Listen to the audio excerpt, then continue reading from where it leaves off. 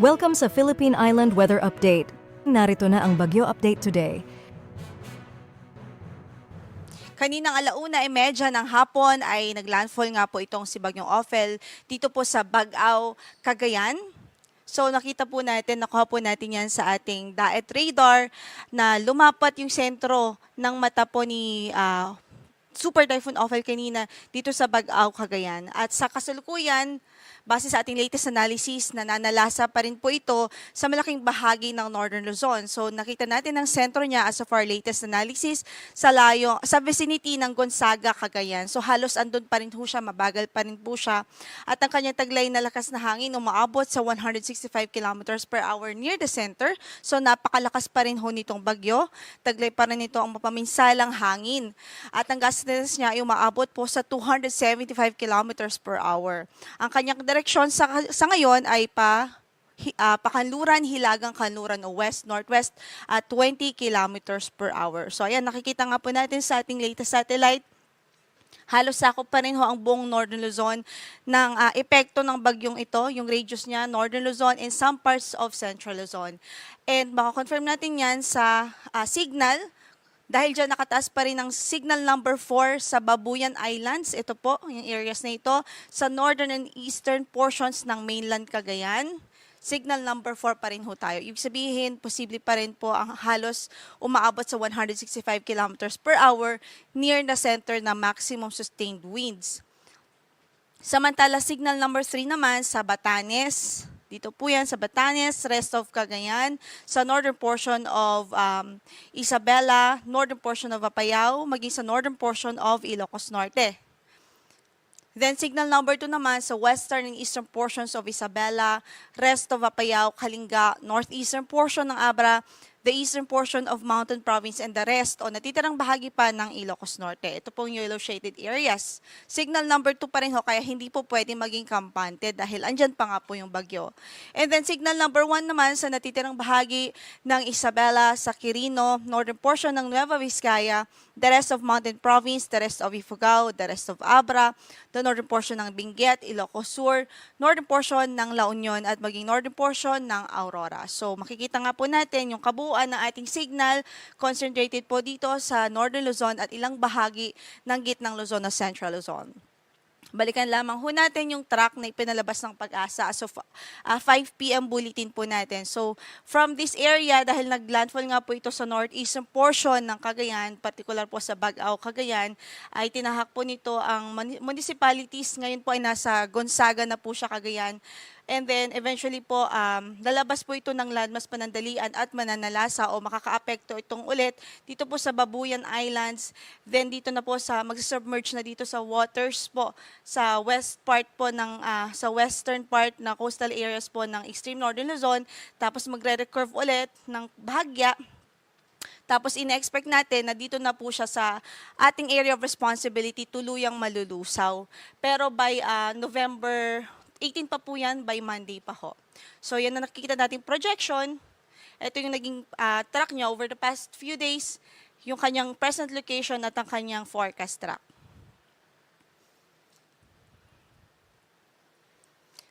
Kaugnay dyan, pagdating naman po sa rainfall, meron po tayong warning pa rin sa heavy rainfall. Posible ang heavy rainfall dito po sa Cagayan area. And then, for today po yan, ngayong araw hanggang bukas ng hapon. So, this afternoon until tomorrow afternoon, Cagayan ay posible pa rin ng intense to torrential na mga pag-ulan. Ito po yung matinding pagbuhos ng ulan sa halos walang humpay na pagbuhos ng ulan. Then dito naman sa Ilocos Norte, Apayao, at sa Isabela, posible po yung heavy to intense o yung malakas hanggang sa matinding pagbuhos ng ulan na dulot pa rin ni Typhoon Ophel.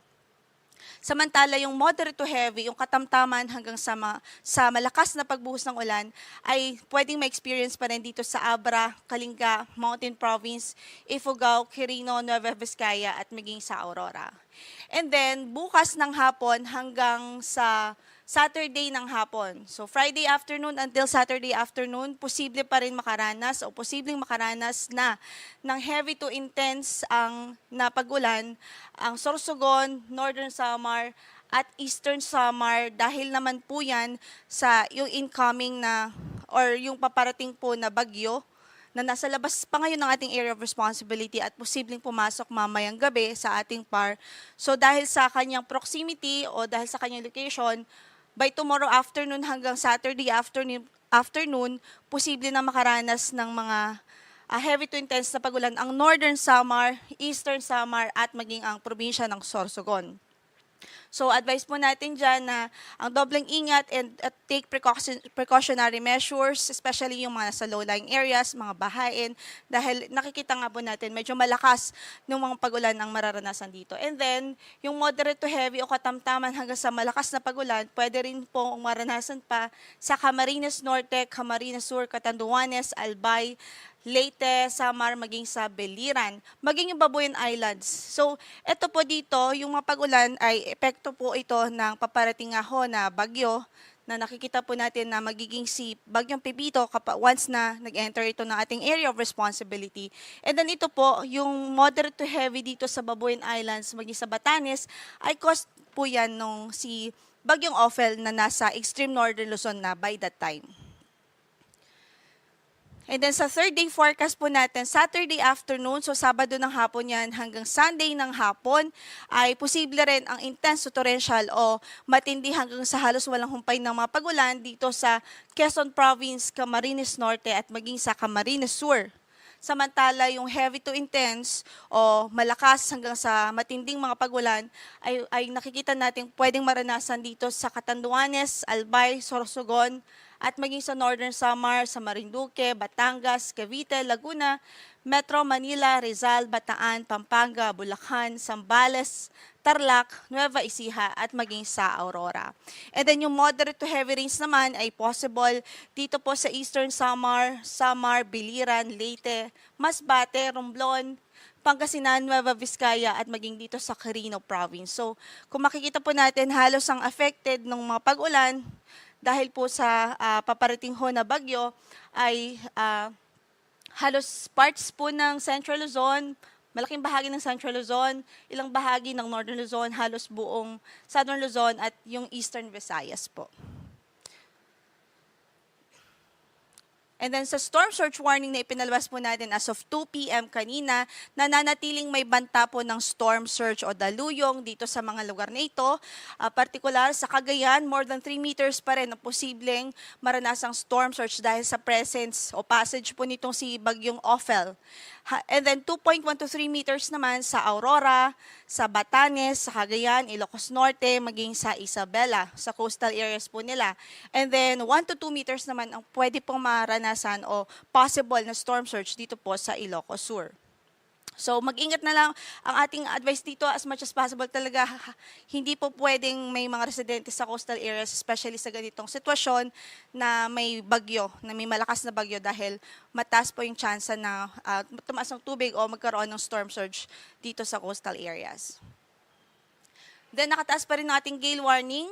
Sa Batanes, kasama na dyan ang Babuyan Islands, Cagayan, kasama na Babuyan Islands, Isabela, Aurora, northern coast of Ilocos Norte. So, hindi po pinagbabawal talaga yung mga paglayag dyan dahil napakaalon ng ating karagatan dyan dahil pa rin kay Bagyong Ophel. And then the rest of ating coastal waters, up to 3.5 meters ang pwedeng maranasan dito sa remaining seaboard ng Aurora, seaboard ng Northern Luzon, Northern and Eastern seaboard ng Polillo Islands, Western seaboard ng Ilocos Norte, habang up to 3 meters. So actually, mataas pa rin yung 3 meters po na wave height. So delikado pa rin ho ito.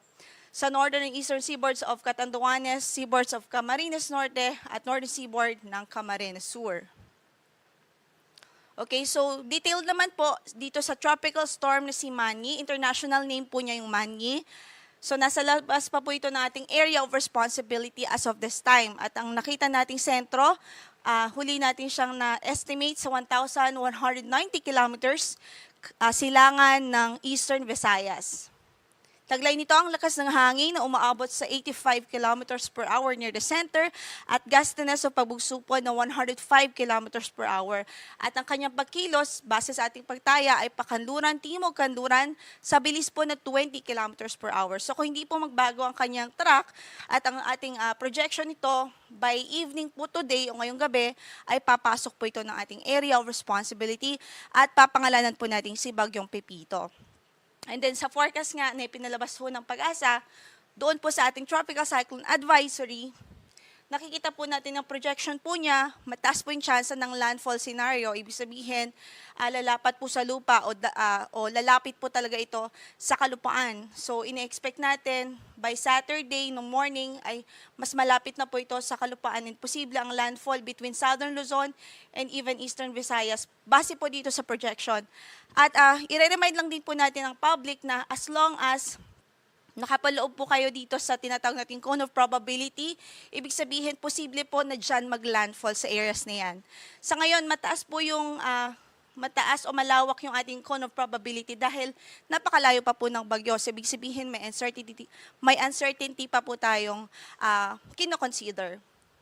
So, ayan, ang projection, possible nga po yung landfall scenario. So, ngayon, wala pa pong signal na nakataas sa namang bahagi ng ating landmass dahil wala pa po itong direktang epekto.